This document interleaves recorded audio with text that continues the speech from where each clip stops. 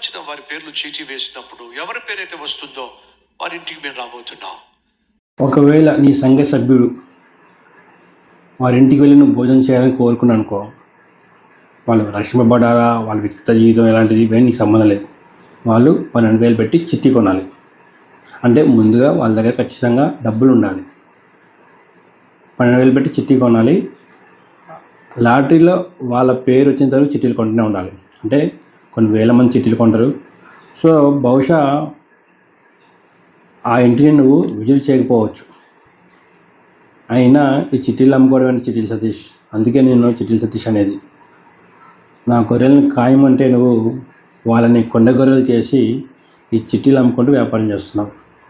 ఇక్కడ డబ్బే ప్రాముఖ్యం అని స్పష్టంగా చిట్టీలు సతీష్ మాటలు కనబడుతున్నా కానీ కొండ గొర్రెలు గుడ్డిగా ఆయన్ని వెంబడిస్తూ ఉంటారు. ఎందుకంటే వాళ్ళకి కాపరి అంటే అర్థం తెలియదు. దేవుని గొర్రెగా ఉండడము, ఆయన నా గొర్రెలు నా స్వరం ఏంటి అన్నాడు. కాబట్టి ఈ కొండ గొర్రెలు ఆయన గొర్రెలు కావు. అందుకే ఇలాంటి అబద్ధ బోధకుల్ని గుడ్డిగా వెంబడిస్తున్నాయి. కల్వరి స్వరాన్ని బలపరిచి సువార్తను దానం చేస్తున్నారో వారికి ఒక శ్రేష్టమైనటువంటి బైబుల్ని నేను గిఫ్ట్గా ఇస్తున్నాను. నా సంతకం కూడా దీంట్లో ఉంటుంది. ఇంకా నయం, ఒకప్పుడు బైబిల్లోని లైన్స్ అండర్లైన్ చేసేవాడిని. ఈరోజు బైబిల్ మీదనే సంతకం పెట్టే స్థాయికి వచ్చానంటే అది మీలాంటి కొండగొర్రెల వల్లే. కాబట్టి నా సంతకాన్ని బట్టి మీరు బైబిల్కి ఎక్కువ విలువ ఇస్తున్నారంటే ఇక్కడ వెయిటేజ్ ఎక్కువ ఎవరికి ఇస్తున్నారు? నా సంతకానికి. కాబట్టి మీరు బైబిల్ కంటే ఎక్కువ నా సంతకానికి ఇస్తున్న ఇంపార్టెన్స్ బట్టి ఇది అంతే ఎవరికండి? దేవునికి మహిమ కదా. కాబట్టి అంటూ ఇంకా వాళ్ళని ఇంకెక్కువ దోచుకోవట్లేదు.